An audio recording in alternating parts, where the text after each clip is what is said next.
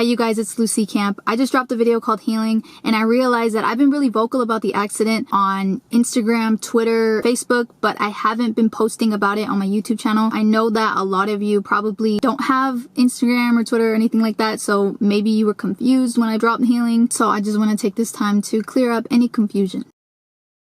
On August 11th, I picked up a friend around like 5 or 6 to go to a restaurant and go get drinks and just hang out. We got our drinks and we went to go sit in the patio area. I remember that the sun went down already and it was pretty dark. We eventually went inside. We were laughing and talking, and like, that's all I remember. I'm gonna tell you the part that I don't remember, but my friend remembers. She told me that I was really fucked up and that I couldn't drive. She said she felt fine to drive. When I got into the passenger side, she said I just like threw up. She moved me to the back seat. I didn't put on my seatbelt, which is pretty fucking key in this story. Because she was drunk too, she didn't think to like put my seatbelt on. I'm sure she like assumed that I would put my seatbelt on. She says, what is that? I fucking hate motorcycles. We drove to 2 locations. She said that we went to Walmart first. I threw up all over myself, so she wanted to get napkins to clean me up, but Walmart was closed. It was pretty late. The second place that we went to was her house. In hindsight, maybe we should have just stopped there. She said that all she was thinking about was getting me home, so we left her house. And when she was driving, we didn't know this until after we got like the diagram from Highway Patrol. Basically what happened was she was on the road that would lead you to the freeway, but she wasn't going in the direction that would lead you to the freeway, if that makes sense. She crossed all lanes and just like kept going straight until she just was like not on the road anymore. I'm sure she was going really fast because she was drunk. I don't know if she hit something or what, but like she went off the road. In the diagram you can see like how much space between the first flip and then like the second flip. Like it flipped and then it flipped and then it flipped 2 more times, and then we landed in like a roundabout. You can imagine that when the car flipped and I didn't have my seatbelt on in the back seat, that I just was like, the driver had her seatbelt on. I mean, she wasn't like completely fine, but I was the one that was pretty fucked up when they found me. Highway Patrol came, paramedics came right away. My aunt got a call and they told her what happened, and they said, we need a parent to come right away because we don't think that she's gonna make it. Oh, they called my dad, but he didn't answer because it was really late and he didn't hear his phone. When they went to the hospital, my dad says that they were doing my CT scans. I fractured my right femur, my pelvis, the lower left end of my spine. I had a collapsed lung. I had bruising and scrapes everywhere. I was in critical condition for almost 2 days. They had to intubate me to regulate my breathing. There was tubes in my throat, which fucking scared me when I woke up because I was like, oh my god, I don't have a voice anymore. I remember my dad was standing above me and he was just like, the car flipped 4 times. And I was just like trying to process everything.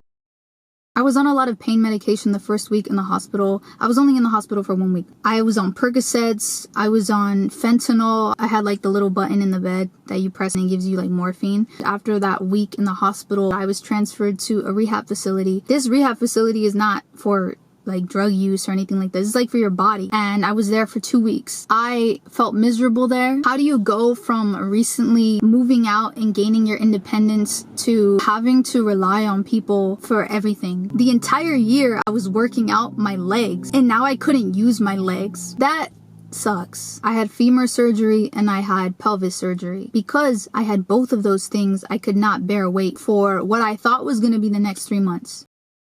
How many people in your car? It was just me and the driver. Is Drive about the circumstances that occurred around the time of the accident? If you don't know what Drive is, it's a song on the mixtape I just dropped in September. It's called Campfire. Check it out at lucycamp.com or Spotify. Stream it. Only the last part of Drive is about the accident. The first half I wrote in 2017. The song is about when you're blacked out, you do dumb shit, you say dumb shit. Are there things that maybe before the accident you thought were important that aren't anymore? Yeah.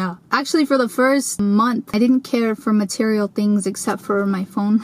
I'm not gonna say that I was magically transformed because I wasn't, but I'm happy to be here. I'm happy to be alive. Someone asked me how I was finding the whole wheelchair situation. It was not that bad. The only difficult thing was transferring out of the bed onto the wheelchair and then vice versa. I eventually got the hang of that when my leg got better. Being in a wheelchair was humbling. How did your parents react? I know how my dad reacted. Like, he just rushed to the hospital and he waited there. He cried. When my brother found out, he called my mom, and then my mom cried. When I got my phone back, she texted me and she came to see me. Whenever I talk about my parents, it gets me really emotional. I love my dad. When the accident happened, he didn't leave my sight, and when I was in the rehab facility, he didn't leave my sight.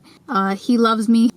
Someone asked if I had any experience of the other side. Even though I almost died, I didn't die. It actually made me kind of sad because when I woke up, I thought, damn, like, if I died, it would have just been black. Like, that's it. Nothing else. Depending on what you want to believe. I can't talk about any otherworldly experience because I didn't die. Someone asked me what went wrong. What went wrong was that my friend drove drunk. When something like that happens, you kind of think, damn, I should have done this. I should have done that. And I thought, like, why did I drive us there? I shouldn't have driven us there. We should have just taken an Uber there if we knew we were going to drink. Maybe I should not have gone out that day. I should have just stayed my ass home. Shit happens. And if you're going to constantly think like, what, I should have done this, I should have done that, that's not going to do anything for you. So I try not to think that way anymore. Someone asked me, how did I manage to stay positive? I had a lot of frustrations and anger that I wasn't really releasing, which ultimately caused me to take it out on someone that didn't deserve it. About a week after I was in the rehab facility, I started to think a passing thought of like,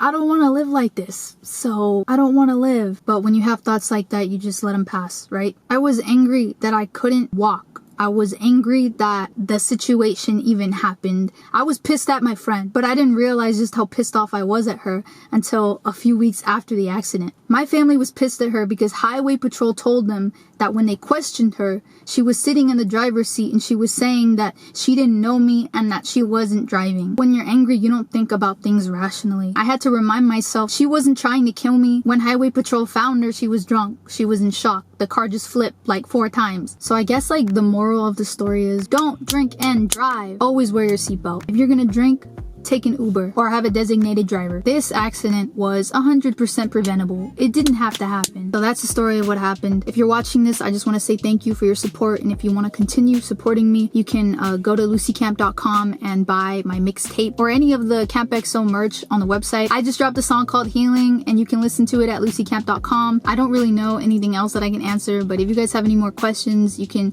leave your comments down below and I'll respond to them there. Look, how do the YouTubers say it? Hit that subscribe button below. Thanks for watching. Bye.